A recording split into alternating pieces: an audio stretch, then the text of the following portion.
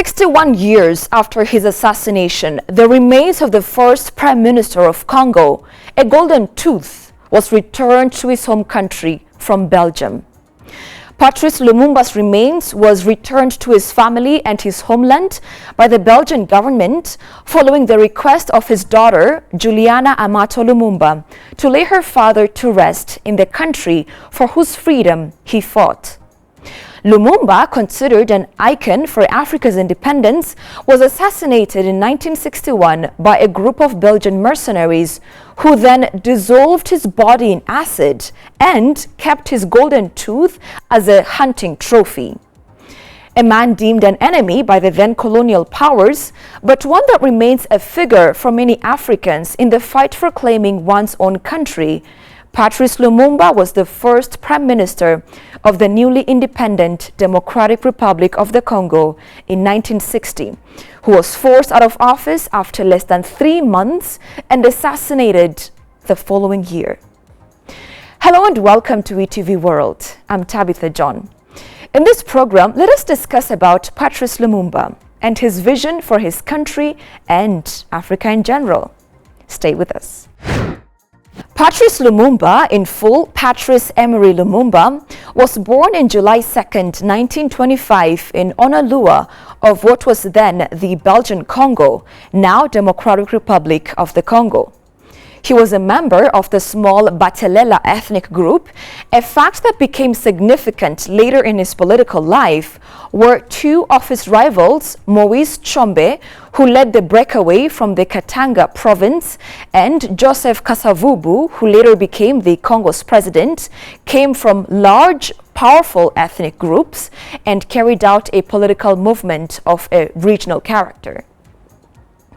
In 1955, Lumumba became regional president of a Congolese trade union of government employees that was not affiliated to the two Belgian trade union federations of the time.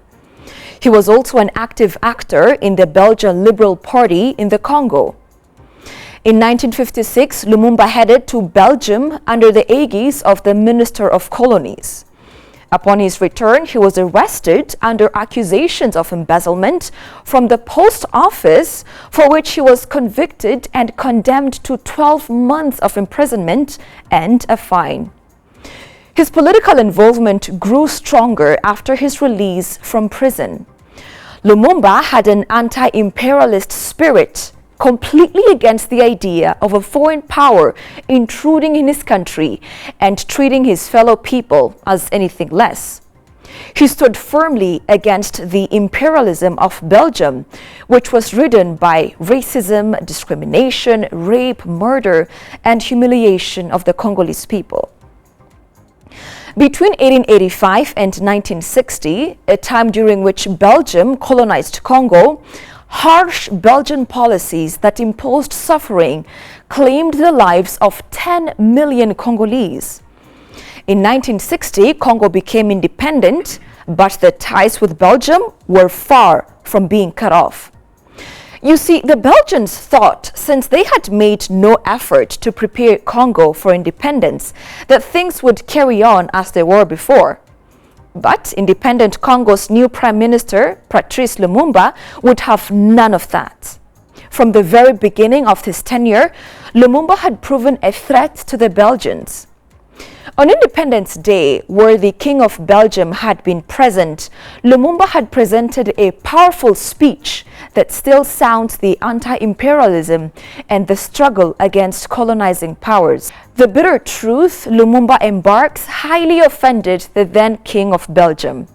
His remarks included notions that included placing Congo on the same footing as Belgium, an independent nation. He recalled the suffering and inhumane treatment that the Congolese people had to suffer and said that Congo would be starting a new struggle for peace, prosperity, and greatness, and called for an African unity. Lumumba made promises of social justice and rightful remuneration for the labor that one would exert. But most importantly, Lumumba said this: Congo now belongs to its rightful children. Following independence, Congolese army rebelled, pending to their Belgian officers. Using this opportunity, secessionist forces led by Moise Tshombe claimed the succession of the mineral-endowed Katanga region. When this unrest ensued, Belgian paratroopers were deployed to protect civilians, when in reality they actually aligned with the secessionist forces. Divide and conquer. What else would you expect from a colonial power? Lumumba requested assistance to suppress the rebellion, a plea for which the United States, under President Eisenhower, turned a deaf ear. He then reached out to the United Nations, whose presence would later prove to be ineffective since their mandate didn't allow involvement. Ignored by the West and failed by the UN, Lumumba then turned to another power, the Soviet Union. He appealed for planes to assist in transporting his troops to Katanga and asked the independent African states to meet in Leopoldville in August to unite their efforts behind him. Lumumba's move alarmed the West, as well as the conservative-inclined president of the time, Joseph Kasavubu, who favored a pro-Western policy approach. Afraid of a communist takeover in Congo, the United States started plotting to have Lumumba removed and even assassinated if necessary. The pro-West president, Kasavubu, dismissed Lumumba's premiership and placed him on house arrest, a move that Lumumba ignored and dismissed Kasavubu. Another actor, Army General Mobutu Sese Seko, who is Lumumba's Secretary of State for National Defense, orchestrated a coup backed by the United States and Belgium, reached an agreement with President Kasavubu, and took control of the government. The United Nations recognized the legitimacy of this. In light of this, Lumumba escaped his house arrest, only to be caught by Mobutu's forces and initially transferred to a military camp in Thisville, now Mbanza-Ngungu. But it did not stop there. Lumumba, along with his two companions, Joseph Okito and Maurice Mpolo, were flown to Elizabethville, now Lubumbashi, where they were delivered to the secessionist regime in Katanga and its Belgian advisors, ensuring their fateful ends. The three were executed by a firing squad under Belgian command. Their bodies were thrown into shallow graves, later dug up, hacked into pieces, and dissolved in sulfuric acid in an attempt to remove the traces of an African fighter. The circumstances surrounding his death were covered up by the Mobutu Kasavubu government, although disputed back then. It took decades for the truth to be uncovered. The assassination of Patrice Lumumba, a man of unbending character, intent on pursuing African values and rejecting any imported ideology, was an attempt to perpetuate the strength and dominance of colonial powers.